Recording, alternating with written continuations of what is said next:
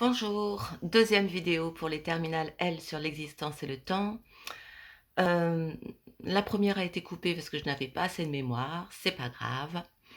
Je continue le cours volontairement en improvisation parce que peut-être que l'improvisation va me permettre peut-être plus d'inspiration, on verra. Donc, l'existence, c'est la présence ici, dans l'espace et le temps. De manière plus précise, l'existence, c'est notre présence à nous, être conscients dans l'espace et le temps. Nous sommes existants dans la mesure où nous sommes conscients d'être là et nous sommes conscients que notre vie nous dirige inéluctablement vers la mort. La conscience de la mort est inséparable de la conscience de soi. Voilà, l'être humain est un être qui a conscience euh, que sa vie a un temps et qu'un jour il va mourir. Ce qui fait que le temps est ressenti à la fois comme ce qui nous permet de nous réaliser, ce qui nous permet de grandir, de nous construire, de créer, mais en même temps, de manière inséparable, le temps est perçu comme ce qui nous rapproche de notre propre mort. Donc le temps est ce qui permet donc de nous faire et le temps est en même temps ce qui nous défait. On y reviendra. Donc, l'existence, donc cette présence dans l'espace et dans le temps, on peut se poser une première question. Est-ce que la réalité de l'existence est la seule? Ou bien existe-t-il une autre réalité ou peut-être un autre niveau de réalité qui ne soit pas dans le temps, qui soit éternel? Éternel, c'est ce qui est hors du temps, ce qui n'est pas de l'ordre du temps. Est-ce que la seule réalité qui existe est cette existence qui a un début, une fin? Ou bien est-ce qu'il y a un autre type de réalité qui, lui, n'est pas dans le temps, qui est éternel? Alors par rapport à ça, en gros, on peut distinguer deux positions. La position des matérialistes, ceux qui pensent qu'il n'y a que de la matière. La position des athées, ceux qui ne croient en aucun Dieu ou en aucun surnaturel, selon laquelle la seule réalité qui existe, c'est cette réalité ici, dans l'espace, dans le temps, et que rien d'autre n'existe. Ça va être la position de Nietzsche, par exemple. Vous savez que Nietzsche s'est mis très en colère contre Platon et contre toutes les philosophies qui, comme Platon, supposent qu'il existe une réalité au-delà du monde sensible. Vous vous souvenez l'allégorie de la caverne selon laquelle donc ce que nous prenons pour l'unique réalité n'est qu'en fin de compte que l'ombre d'une réalité bien plus véritable qui est le monde des idées. Nietzsche était très en colère contre ça en nous disant il faut arrêter d'imaginer un arrière-monde, comme si ce monde-ci que nous expérimentons tous les jours n'était pas suffisant. Donc pour Nietzsche, il n'y a pas autre chose que cette existence dans le temps. Ça va être la position de tous les athées, ça va être la position évidemment de Sartre, qui récuse comme une évidence toute religion, qui récuse l'existence de Dieu. D'ailleurs, si vous lisez l'existentialisme est un humanisme, c'est son point de départ. Il n'y a pas de Dieu. Voilà. Donc première position, la seule réalité qui existe, c'est cette réalité ici, qui est de l'ordre de l'existence. Deuxième position, qui va être celle de la plupart des religions, qui va être celle de la métaphysique. Métaphysique, ça veut dire ce qui est au-delà de la physique, au-delà de la nature. Cette idée que au-delà de la nature qu'on peut expérimenter, il y a un au-delà, il y a un autre ordre de réalité. Donc deuxième position, cette existence, cette réalité dans l'espace et dans le temps n'est pas l'unique réalité. Il y a un autre ordre de réalité ou un autre type de réalité qui, lui, est éternel. Je reviens donc sur l'allégorie de la caverne, avec cette idée que, au-delà des ombres que constitue le monde sensible, il y a une réalité originaire qui est le monde des idées, qui lui est de l'ordre de l'absolu. Et dans l'existence, dans la présence, dans l'espace et dans le temps, évidemment, tout est mouvant. Tout est mouvant parce que le temps, justement, c'est ce qui fait que le mouvement est possible. Le temps est inséparable du mouvement, ce qui amène Aristote à dire que le temps est le nombre du mouvement. S'il n'y avait mouvement dans le sens de changement, hein, s'il n'y avait aucun changement, eh bien, on n'aurait pas conscience du temps.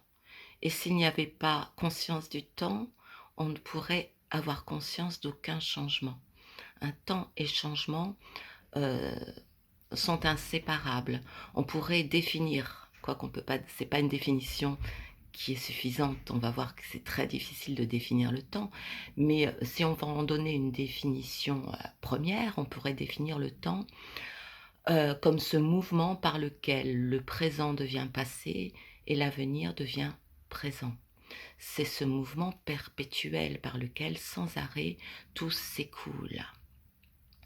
Voilà, donc pour la deuxième position, celle des religieux, celle qui pensent qu'il y a une métaphysique, eh bien, l'ordre de l'existence n'est qu'un seul type de réalité et qu'il y a une autre réalité qui est, elle, éternelle.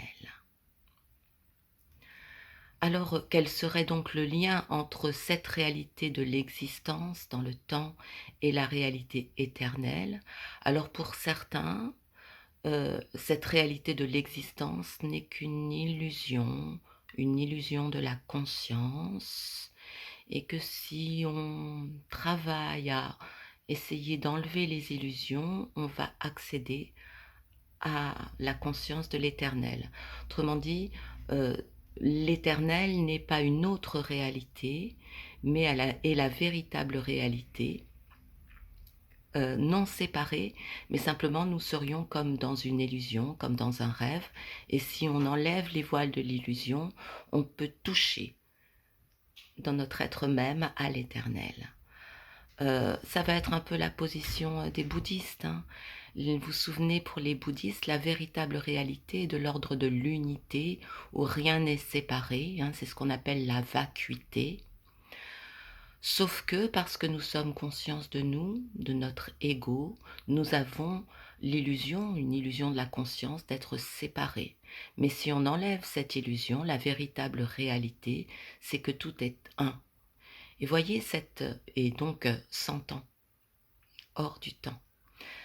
Dans le bouddhisme, il y a bien un autre ordre de réalité que l'existence dans le temps, mais cet autre ordre de réalité, c'est pas un monde à part. C'est le même monde, mais auquel on accède quand on a enlevé les illusions. Cette position-là, on peut la trouver chez la plupart des mystiques, chez certains gnostiques, hein. Dans la plupart des religions, si on regarde la religion ésotérique, le côté mystique des religions, on a cette idée-là, que l'éternité, le royaume des cieux, le royaume de Dieu, n'est pas vraiment séparé dans un autre monde, mais c'est plutôt un autre niveau du réel, plus véritable, auquel on peut accéder. Hein, dans l'Évangile, on a cette idée que le royaume des cieux est entre vous et parmi vous. Il est déjà là, mais pour y accéder, il va falloir faire ce travail de désillusion. Et il y a quand même une autre position qui consiste à dire que l'existence est une réalité qui a sa propre réalité, mais qu'il y a une autre réalité, celle du royaume de Dieu, qui serait dans un autre monde et qui serait hors du temps. Donc je simplifie, je résume. Deux grandes positions, ceux qui disent que la seule réalité c'est celle de l'existence dans l'espace et dans le temps, et une autre position qui nous dit que certes il y a cette réalité de l'existence dans le temps, mais il y a une autre réalité qui est hors du temps. Cette autre réalité, soit on la considère comme un monde séparé, soit on considère que c'est un autre niveau de réalité plus véritable auquel on peut accéder. Voilà, maintenant, la question c'est, nous sommes en ce moment existants, nous vivons, nous sommes nés, nous savons que nous allons mourir. Et la grande question par rapport à cette existence, c'est euh, quel est le sens de cette existence? Être existant dans le sens où je suis conscient d'exister, c'est se poser la question du sens de cette existence. Est-ce qu'il y a quelque chose à réaliser dans cette existence? Est-ce que cette existence a un sens qu'il s'agit de découvrir? Ou bien est-ce que cette existence n'a aucun sens? Est-ce que cette existence est absurde? L'absurde, c'est ce qui n'a aucun sens. Et dans ce cas, il s'agirait de nous-mêmes créer du sens dans cette existence sans sens. Être existant, euh, c'est être confronté à ces questions-là. Pourquoi est-ce que je suis vivant? Est-ce que ça rime à quelque chose? Est-ce que ça a un sens? Est-ce que ça a une valeur? Est-ce que je dois réaliser quelque chose? Et quoi? Que faire de cette existence? Sachant que vu que cette existence se fait dans le temps, j'ai un certain temps pour réaliser ce que je dois réaliser. Mais quoi? Ou bien est-ce qu'il n'y a rien à réaliser et dans ce cas-là, il faudrait se contenter simplement de faire en sorte que cette existence soit la plus agréable possible. Voilà pas mal de questions. J'arrête là et je reprends bientôt.